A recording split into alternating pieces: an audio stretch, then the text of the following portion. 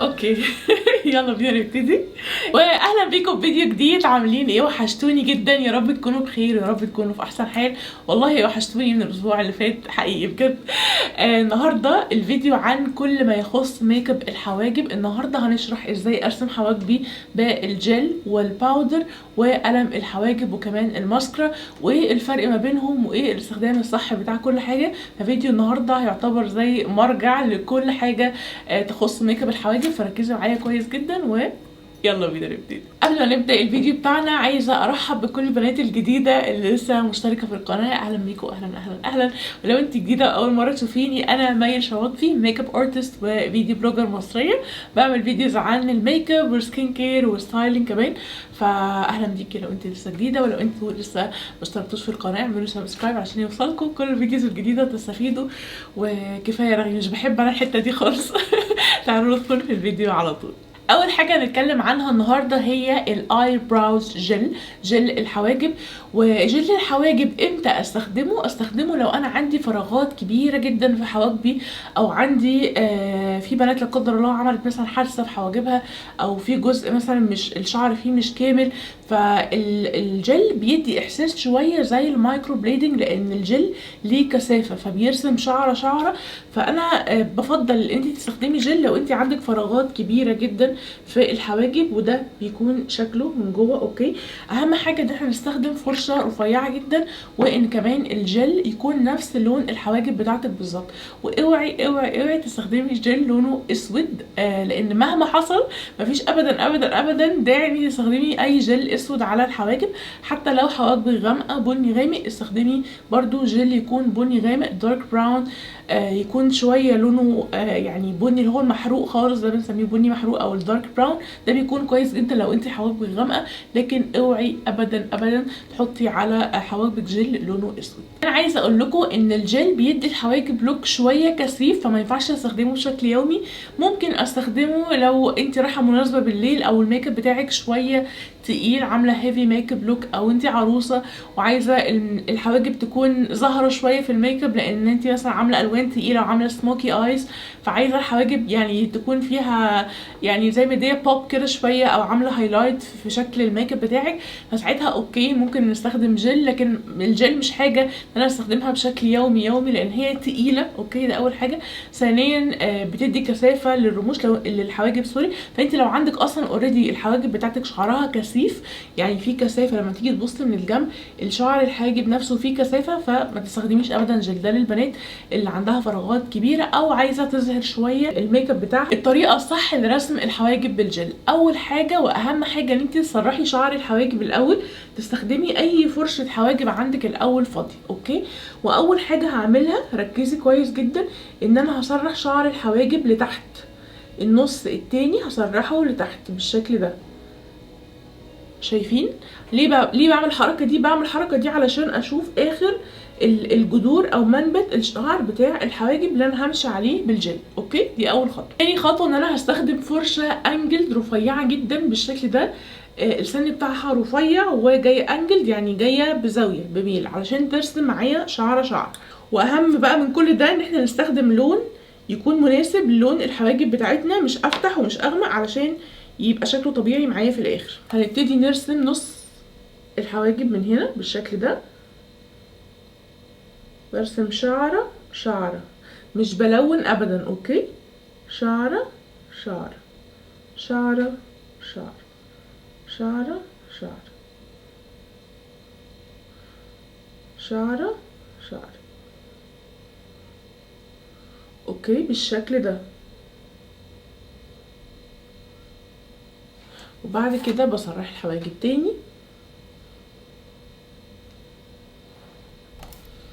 وبعد كده الجزء اللي هو الاول الحاجب بسرحه لفوق بالشكل ده. ونبتدي نرسم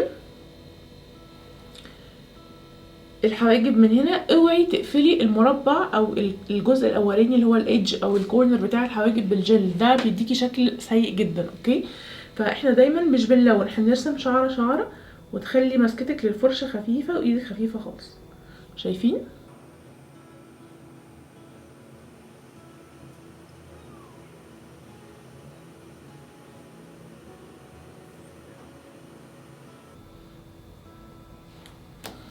واخر حاجه هسرح شعر الحواجب تاني.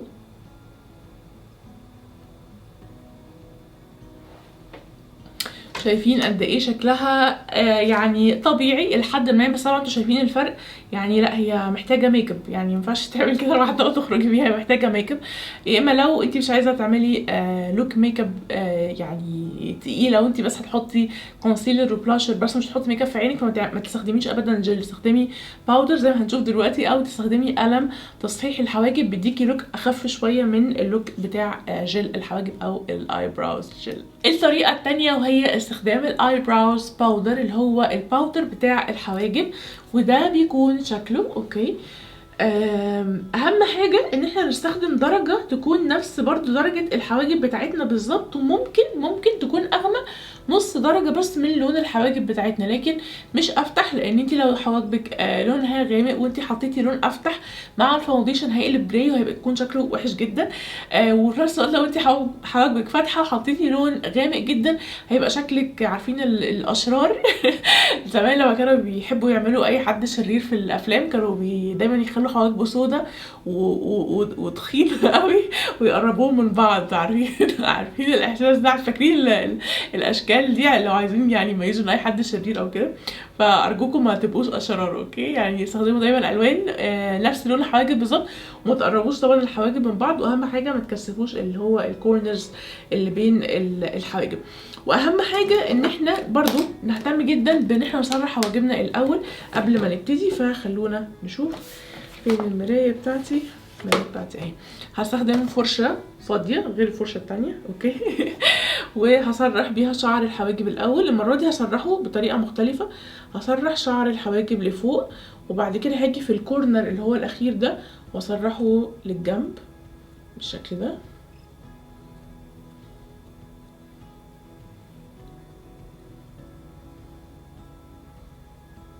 عايزين تعملوا اللوك اللي هو الفريش شويه، الحواجب متفرقه عن بعض، ممكن تستخدموا وانتوا بتسرحوا الحواجب في المرحله دي جل شفاف يثبت الحواجب بالشكل ده، وبعد كده تستخدموا قلم او باودر. بس انا بصراحه مش بفضل استخدم اللي هي الجل الشفاف ده كل يوم، يعني بحس ان هو بيأثر شويه على الحواجب او على شعر الحواجب، بيوقعه، بحس ان هو بيوقع مع الوقت. فانا بس هسرحه بالشكل اللي انتوا شايفينه ده. وبعد كده هنستخدم برضو فرشه رفيعه جدا جدا جدا. خلوني اشوف اوريكم شكل الفرشه. ممكن نفس الفرشه اللي احنا استخدمناها قبل كده، وممكن تكون فرشه ارفع. دي ارفع سنه، شايفين سنها عامل ازاي، سنها رفيع جدا وبرضو جايه بميل. واهم حاجه ان احنا نستخدم درجه حواجبنا بالظبط. انا هستخدم الدرجه دي وبعمل كده، باخد كده وبمسح اوكي. وهنرسم برضو خط خط، شايفين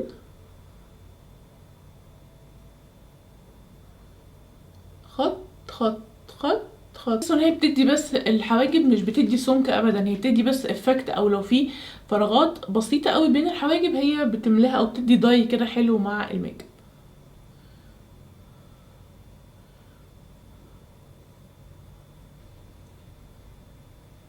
اهم حاجه واحنا شغالين نستخدم الفرشه زي ما قلت لكم علشان نوزع الباودر بين شعر الحواجب بالشكل ده.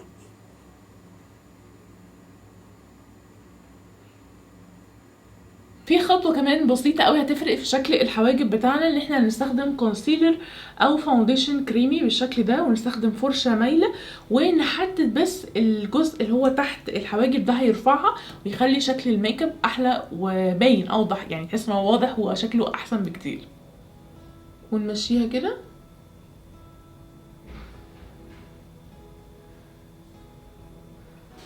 واهم حاجه طبعا ما تسيبوهاش، لازم تتوزع كويس.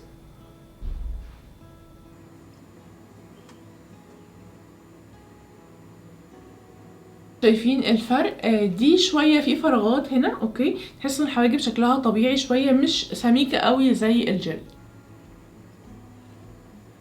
هيقولوا لي حبيتوا انهي اكتر، الجل ولا الباودر؟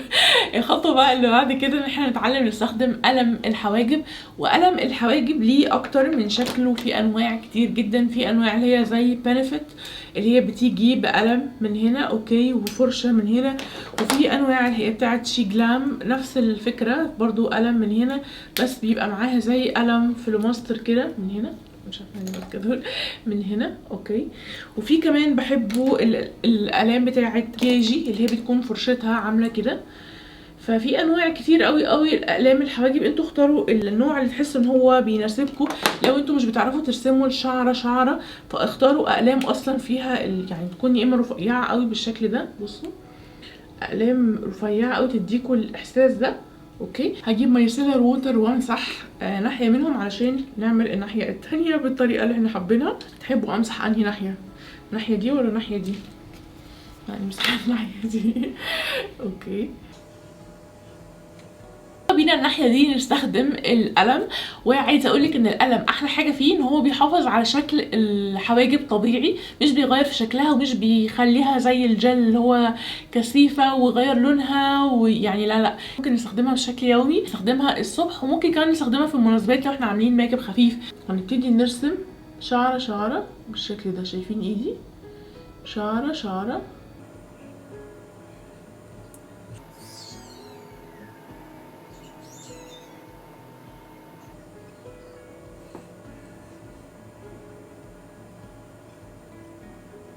وبرده هسرح شعر الحواجب تاني. واهم حاجه واحنا بنعمل ميك اب الحواجب ان احنا نفضل نسرحها قبل ونسرحها واحنا بنرسمها ونسرحها بعد علشان يكون شكلها حلو وتوزعوا البرودكت بين شعر الحواجب.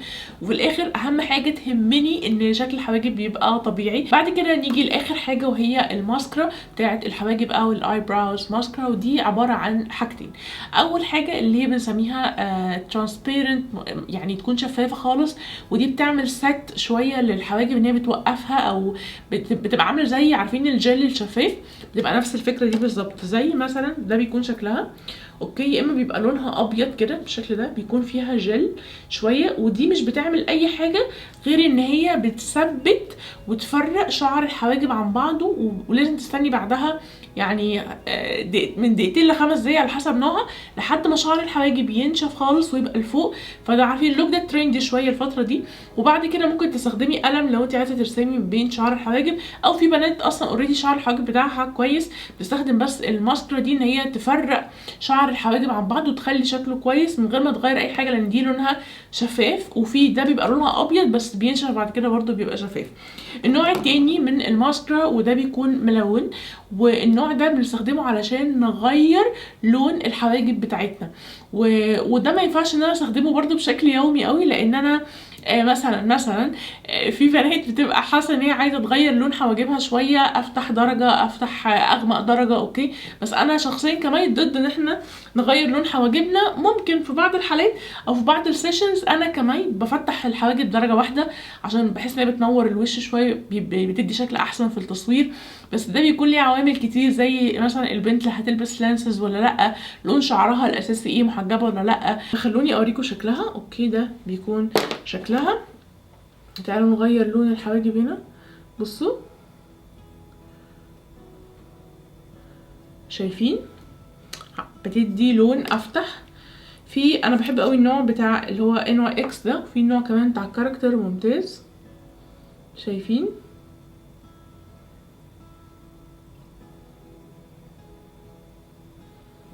فتحت شعر الحواجب شويه، فدي انا بستخدمها، ممكن استخدمها بعد ما ارسم بالجل او بالقلم او بالباودر، بس نصيحه بلاش بعد الباودر عشان هتكتل وهتبقى شكلها صعب قوي، يا اما بعد القلم يا اما بعد الجل يا اما لوحدها خالص. لو انتي حواجبك حلوه جدا بتتعبي تفتحيها شويه وتسرحيها اوكي، مش بتعمل ست لشعر الحواجب قوي، يعني مش بتوقفه قوي زي الماسكرا الشفافه، ولكن شغاله يعني بتفرق الشعر عن بعضه، وفي الاخر ان هي بتغير لونه بالشكل ده. بس كده يا حلوين، ده كان فيديو النهارده. عايزاكم تكتبوا لي تحت في الكومنتس ايه اكتر طريقه بتحبوا تستخدموها في ميك اب الحواجب، الجل ولا القلم ولا الباودر ولا ماسكارة الحواجب. ولو استفدتوا من الفيديو ده متنسوش تعملوا لايك للفيديو ده وشير، واكتبوا لي تحت بالكومنتس حابين نعمل فيديو عن ايه الاسبوع اللي جاي. ومتنسوش طبعا احنا رجعنا تاني ننزل فيديوز كل يوم اثنين وخميس باذن الله، يعني يا رب باذن الله. وبس كده، اشوفكم ان شاء الله على الف خير في كل الفيديوز اللي جايه، وبس كده باي باي.